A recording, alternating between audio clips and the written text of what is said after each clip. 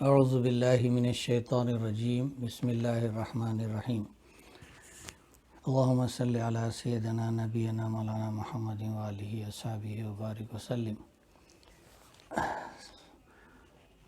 کتاب صراط المستقیم یعنی راہ سلوک کا بیان جاری ہے۔ میں اب ایک حمد باری تعالیٰ کو پڑھتا ہوں جو مجھے سے موضوع ہوئی ہے۔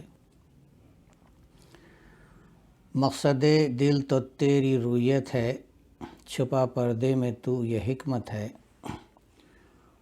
جلوہ گر تو ہی سارے عالم میں، ہر طرف تیری ہی تو صورت ہے۔ کاش جانے یہ بندے خاکی، ذات کو اپنی جو حقیقت ہے۔ سارے مسئلوں کا ایک ہی حل ہے، تیری مرضی میں سب کی نصرت ہے۔ نہیں موجود جب کہ تیرے سوا، خطرہ دریا ہی فی الحقیقت ہے۔ پائے تجھ ہی کو جو ہر ایک شے میں، دیکھو توحید ان کی فطرت ہے۔ ہوا ظاہر حجاب میں ایسا، حجاب سے مراد پردہ ہے، ہر جگہ بس تیری حکومت ہے۔ خود ہوا اپنے آپ پر شیدا، عشق ہی حسن کی علامت ہے۔ ذکر و یاد و فراق میں تیرے، بھولے خود کو تیری عنایت ہے۔ خوشبو احمد صلی اللہ علیہ وسلم کی یہ بتاتی ہے، بوئے عالی ہی بوئے وحدت ہے۔ قادری تم غلام ہو جس کے، مظہر طعام عالی ہمت ہے۔ لطیف قادری۔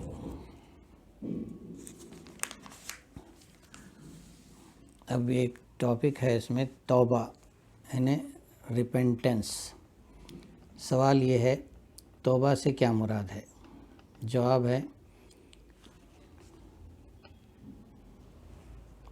عربی میں توبہ کے معنی ہیں بازگشت یعنی گرفت پوچھنا، یعنی جب ہم کہتے ہیں کہ فلاں شخص نے کسی کام سے توبہ کر لی تو مراد یہ ہوتی ہے کہ وہ اس کام سے باز آ گیا یعنی بچ گیا، رک گیا۔ شرع اسلام میں توبہ کے معنی ہیں برے کاموں سے باز آ کر یعنی بچ کر نیک کاموں کی طرف متوجہ ہونا۔ توبہ نصوحہ یہ قرآن میں آیا ہے، توبہ نصوحہ سے یہ مراد ہے یا توبہ نصوح سے یہ مراد ہے کہ توبہ صرف اللہ تعالیٰ کے لیے ہو، جس میں ذاتی غرض نہ پائی جائے بلکہ صرف اللہ تعالیٰ کی رضا کے لیے ایسا کرے۔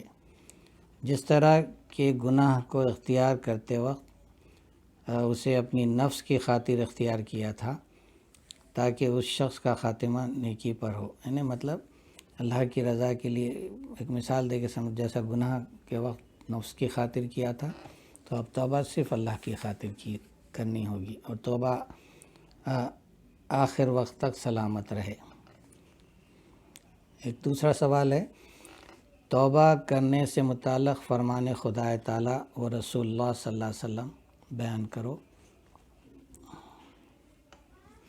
جواب ہے هو الذی یقبل التوبۃ عن عبادہ ویعفو عن السیئات۔ سورہ شعراء کی 25ویں آیت ہے۔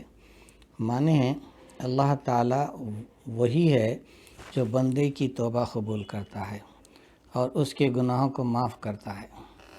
اب ایک حدیث شریف بھی ہے، التائب من الذنب کمن لا ذنب لہ۔ اس کے معنی ہیں یعنی توبہ سے تمام گناہ معاف ہو جاتے ہیں اور وہ ایسا ہو جاتا ہے جیسے آج ہی ماں کے پیٹ سے پیدا ہوا۔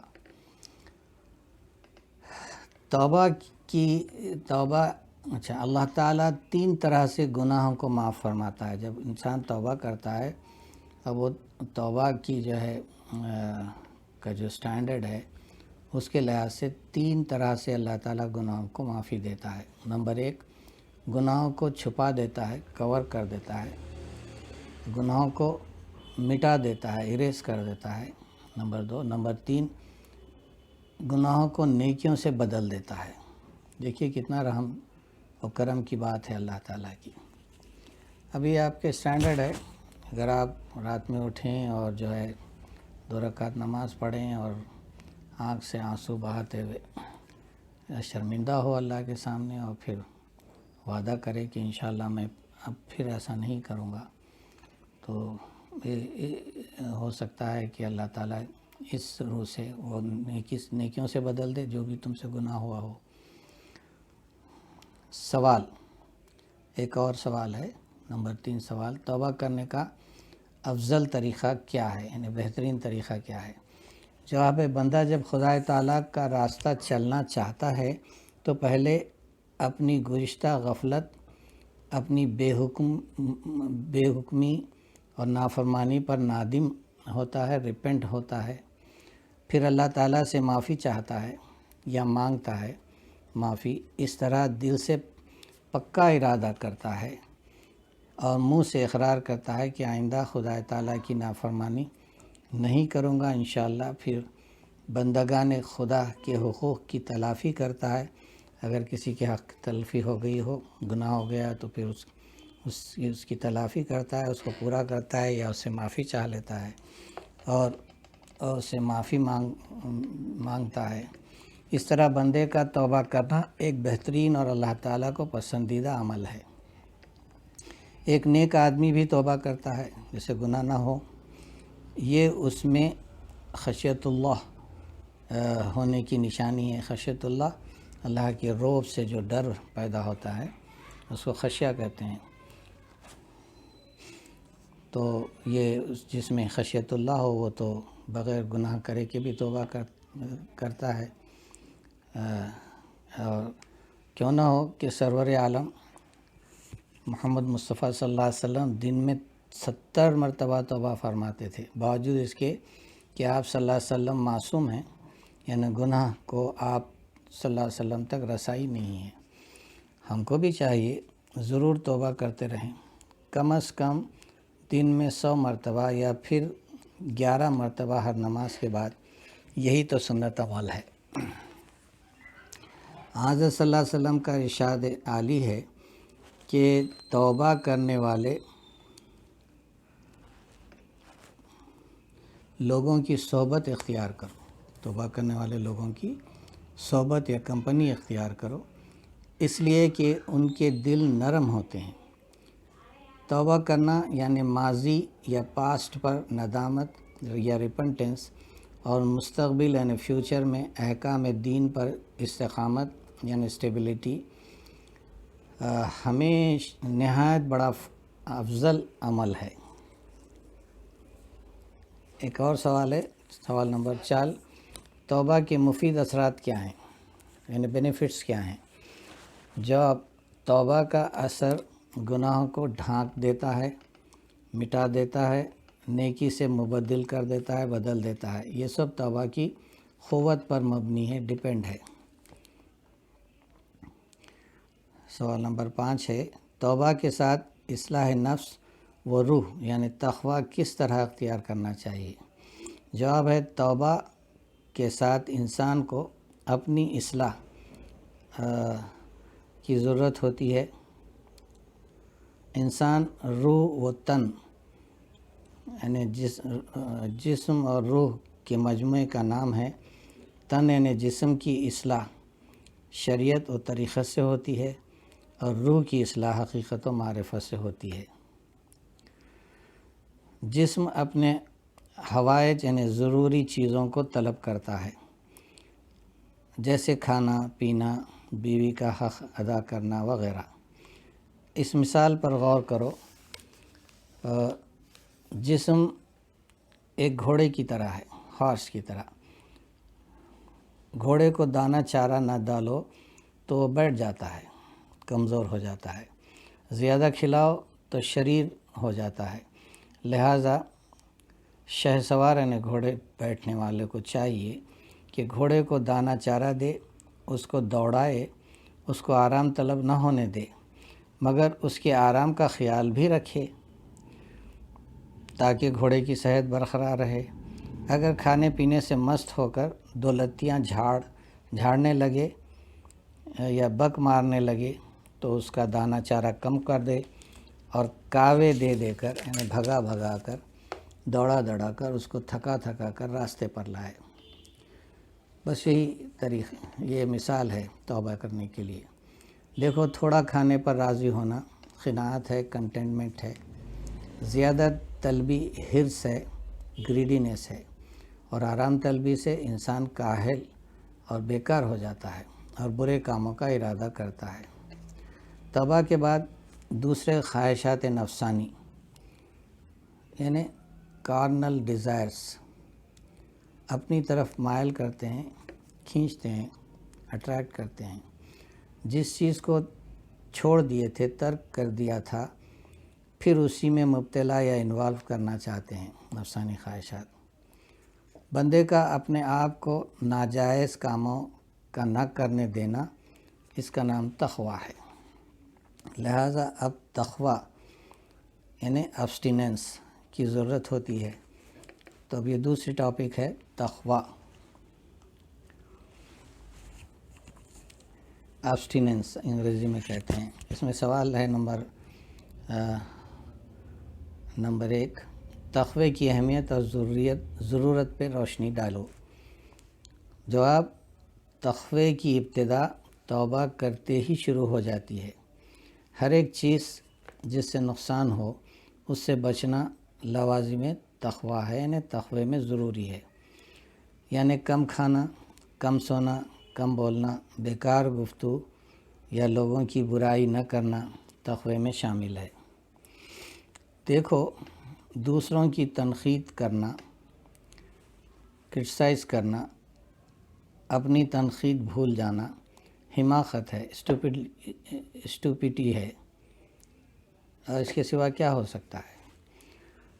ترک واجب یعنی جو کام فرض اور واجب ہوں ان کو ادا نہ کرنا بھی گناہ ہے۔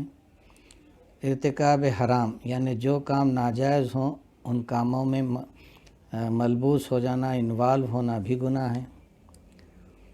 یعنی جو کام کرنا ہے اس کو چھوڑنا بھی گناہ ہے، جو کام نہیں کرنا ہے اس کو کرنا بھی گناہ ہے۔ لہٰذا ان دونوں سے پرہیز کرنے کی ضرورت ہے جو تقوی کے لوازم یا ریکوائرمنٹ میں سے ہے۔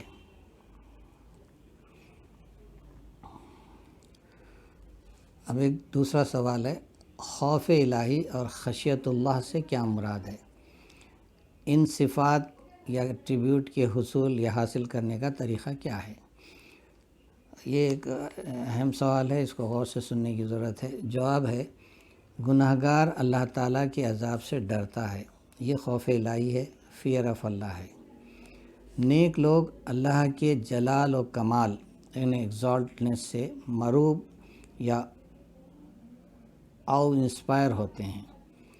یہ خشیت الہی اور روب یا دبدبہ الہی ہے۔ دیکھو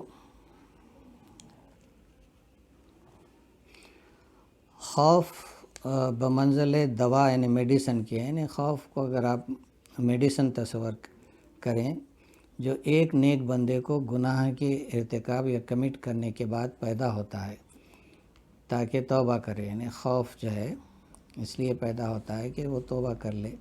اگر ہم اس کو میڈیسن سے مثال دیں تو محبت یعنی حب الہی کی مثال غذا یا فوڈ کی ہے جو ایک بندے کو اللہ تعالیٰ کی کبریائی یا بڑائی کے احساس کا نتیجہ ہے تاکہ خشیت الہی اختیار کرے۔ لہٰذا دوا خوف کا استعمال ضرورتاً ہونا چاہیے۔ دوا یعنی خوف کا استعمال ضرورتاً ہونا ہے جب بھی گناہ ہو جائے یا جب اسے گناہ سرزد ہو، اور غذا یعنی حب الہی اللہ سے محبت ملحوظ ہر وقت ہونا چاہیے۔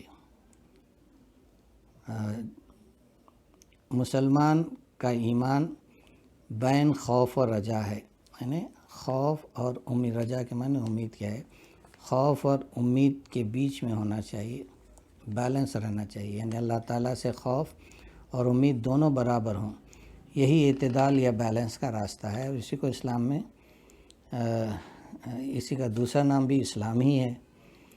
سوال، خوف اور رجا یعنی خوف اور امید کے اعتدال یا بیلنس پر ہونے کے فوائد یا بینیفٹ اور بے اعتدالی کی صورت میں نقصانات بیان کرو۔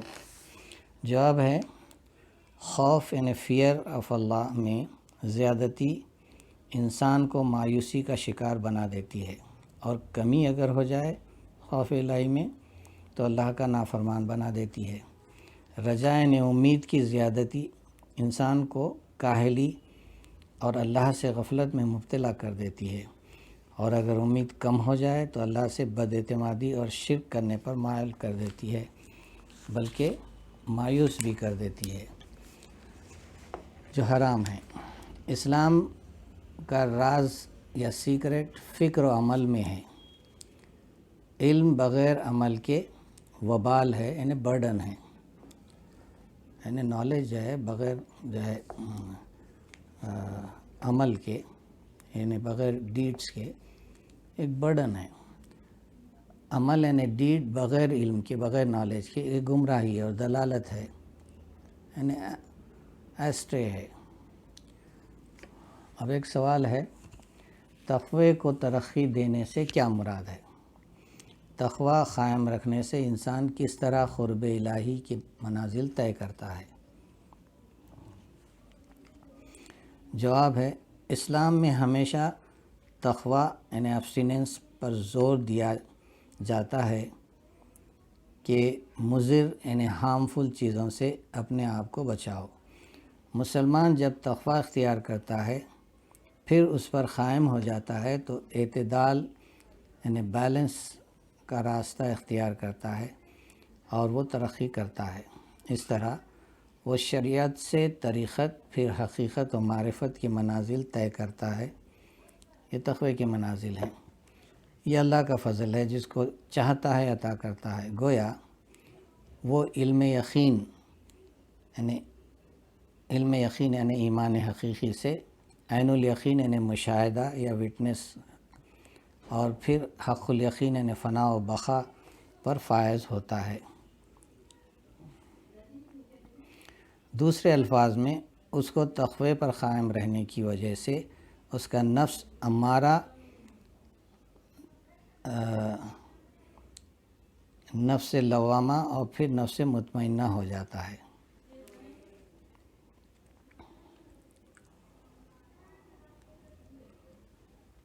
جو نفس مطمئنہ ہو یعنی سیٹسفائیڈ سول ہو یا سیٹسفائیڈ سیلف ہو، وہ دوسروں کے نفوس کا تزکیہ یعنی پیوریفائی کرنے کے قابل ہوتا ہے اور منصب رشد و ہدایت ادا کرتا ہے۔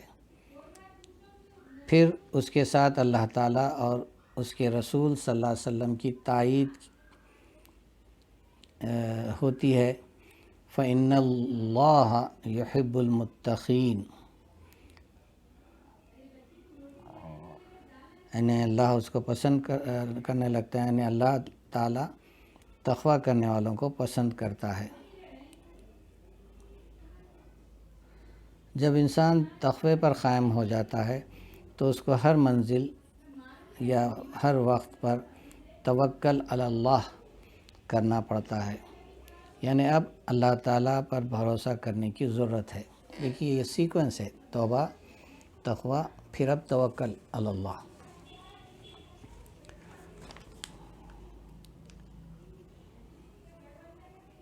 توکل علی اللہ کا بیان میں نیکسٹ